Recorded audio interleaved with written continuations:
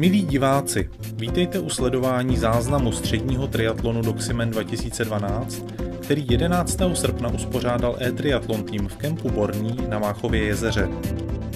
Hlavním nedělním závodem, půl Ironmanem, vrcholil triatlonový víkend, kterému předcházel sobotní sprint triatlon, mini triatlon pro začátečníky i dětské duatlony.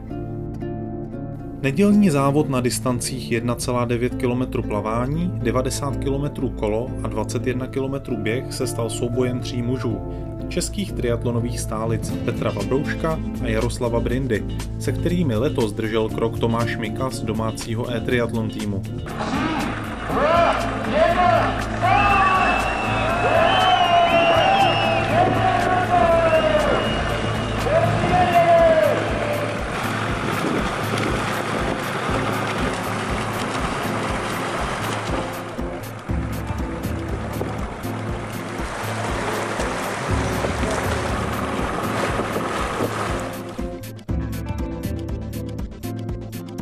Nejrychleji plaveckou trať zvládli účastníci štafet, kteří nemuseli šetřit síly do dalších disciplín. Na čistokrevné triatlonisty diváci museli ještě pár minut počkat. Kolik má?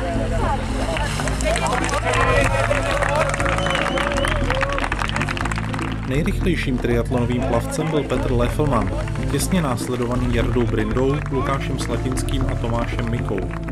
Lefelmann zvládl plavání za 23 minut a 24 vteřin.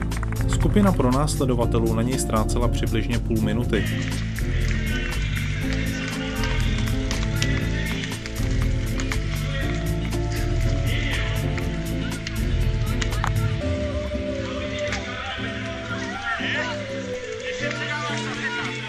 Petr Vabroušek se ve vodě zdržel ještě o 3 minuty déle. Přijel totiž těsně před startem hlavního závodu a na rozplavání už mu prý nezbyl čas.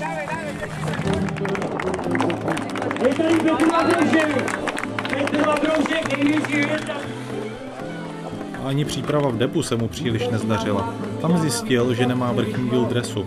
Nedalo se nic dělat, na trať tak vyrazil do půli těla.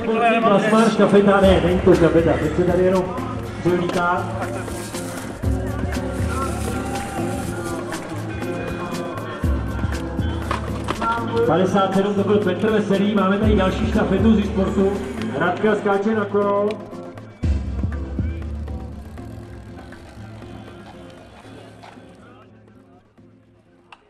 První ženou, která zvládla 1,9 km plavání, byla Lenka Králová z domácího e-triatlon týmu. I u ní nabízíme studii 4. disciplíny triatlonu, tedy svlékání z neoprenu.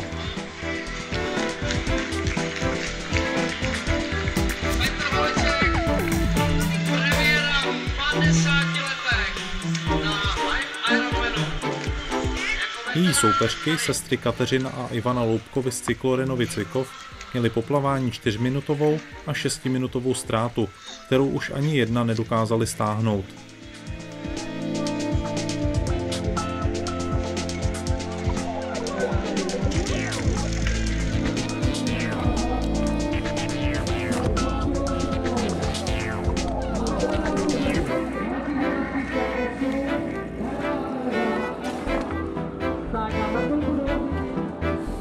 Na cyklistickou trať postupně vyrazili i ostatní závodníci a závodnice.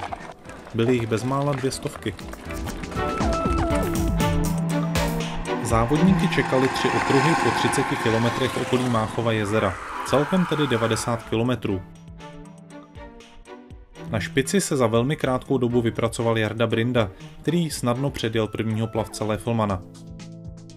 Cyklistická část delších triatlonů se obvykle jezdí takzvaně bezhákově, jako individuální časovka. Ani Doximen nebyl výjimkou. Závodníci museli mezi sebou dodržovat alespoň 10metrový odstup nebo se předjet v určitém časovém limitu. Na dodržování pravidel dohlíželi rozhodčí na motorkách. Za Brindou se poměrně těsně v závěsu držela dvojka Slatinský a Mika, které museli rozhodčí dokonce napomínat za nedodržování 10metrové vzdálenosti. Petr Vabroušek, bez dresu, začal strojovým tempem pomalu, ale jistě ukrajovat náskok svých konkurentů. Po prvním okruhu se mu podařilo předjet Lefelmana, Miku i Slatinského. Minuta. Na čele závodu pracoval už jen samotný Brinda. Toho Vabroušek dostihl a předjel až v posledním 30-kilometrovém okruhu. Do depa nakonec dorazil s náskokem necelé minuty. Teď už Vabroušek svůj dres našel a také raději ztratil pár vteřin obléknutím ponožek, než aby riskoval, že mu písek na běhu rozedře bosé nohy. Na triatlonisty nyní čekal jen půlmaraton, tedy 21 kilometrů.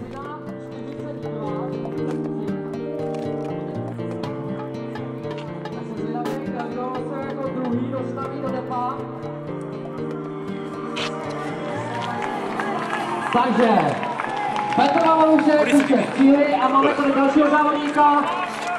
Je to Brinda Jarda. Jako druhý se do depa vrátil Jarda Brinda, který Vabrouška zahlédl ještě vybíhat z depa. Rychle se přezul a vydal se ho stíhat. Tak, Petr už je na trati. A Jarda se převlíká. Více než 5minutová ztráta na první dva závodníky a startovní číslo 3 přeturčovalo Mikovi bronz. Lukáš Slatinský se totiž Mikovi nemohl rovnat v běhu.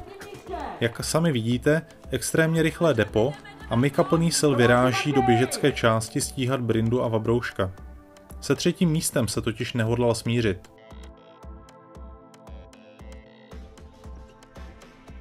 Běžecká část Doxymena se odehrávala ve 3 7kilometrových okruzích. První třetina se běžela z kempu Borný lesem po písčitých cestách, další 2/3 po asfaltu zpět do kempu. Petr Vabroušek si udržoval relativně vlažným maratonským tempem odstup od svých pronásledovatelů.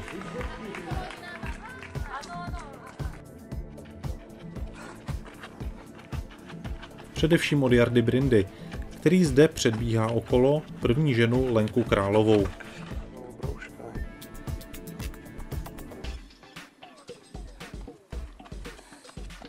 Nicméně zezadu se neúprosně tlačil Mika, který Brindu přibližně na 10. kilometru předběhl a začal útočit i na Vabrouška.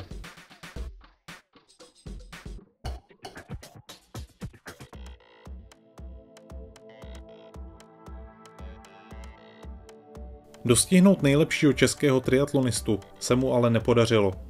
Vabroušek, zvyklý v Čechách vyhrávat na celé čáře, dostal od svých fanoušků informaci, že soupeř Mika nebezpečně stahuje náskok. A tak zabral, zvýšil tempo a i přes drobné orientační zaváhání dokončil závod za 4 hodiny, 4 minuty a 52 sekund. Vítězem půl Ironmanu na Máchově jezeře se tak stal Petr Vabroušek z Trilife týmu. Jelo se mi výborně, měl jsem trošku problém stihnout start. Nakonec jsme to teda stihli, do vody jsem vlezl asi půl minuty před startem, takže rozplavání už jsem nestihl a tomu odpovídala ta zrovna první 500 ve vodě, než jsem chytnul nějaké tempo, tak byli všichni pryč. Takže to plavání dneska bylo takové o samotě, asi trošku dost klikaté, ale nebyla ta ztráta až tak velká, jak jsem čekal. Takže to bylo fajn, doběhl jsem do depa, zjistil jsem, že kolo leží a všechny věci rozházené v širokém okruhu, takže než jsem to pozbíral, tak ztráta z vody, co mi hlásili 2:20, narostla na 4 minuty, když jsem tady najížděl na tu hlavní silnici, tak říkám, to nezačíná dobře, ale jelo se mi výborně, jako úplně fantasticky, takže postupně jsem si kluky všechny sjel a na běhu jsem si věřil potom na vítězství. Věděl jsem, že Jarda je kousek za mnou, ale tomu jsem vlastně od začátku utíkal a tu další skupinku jsem na poslední obrátce viděl nějakých 6 minut za sebou, takže jsem vůbec nepočítal, že jako ještě někdo z nich by mě mohl doběhnout, takže jsem si držel takovéto příjemné maratonské tempo a vlastně k obrovskému svému překvapení jsem zjistil tady nějaké 3-4 kilometry před cílem, že Tomáš Mika je 30 vteřin za mnou, takže ten konec byl zase takový trošku kvapík, ale vyšlo to, no. Měl jsem rezervu a mohl jsem trošku zrychlit v tom závěru. Tak on je výborný běžec a chtěl to zkusit a já jsem netušil, že poběží až tak dobře teda a říkám, bylo to pro mě takové překvapení, když jsem najednou ho viděl kousek za sebou, ale díky tomu, že tam byla rezerva, že jsem ten běh šel na pohodu, tak se dalo ještě přišlápnout, ale každopádně klobouk dolů před tím, jak běžel. Tomáš Mika z e-triatlonu doběhl do cíle jako druhý muž se ztrátou 1,5 minuty na vítěze. Na první Petr Vabroušek, teprve v Českého triatlonu. triatlonu.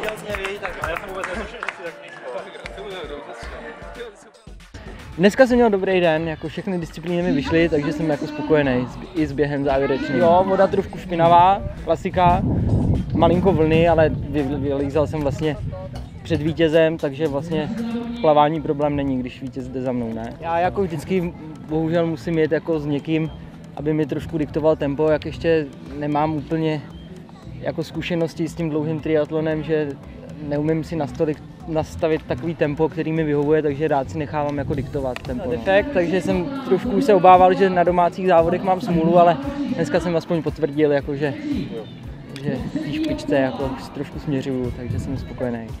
Jarda Brinda potom jako třetí závodník se ztrátou 6 minut na Vabrouška.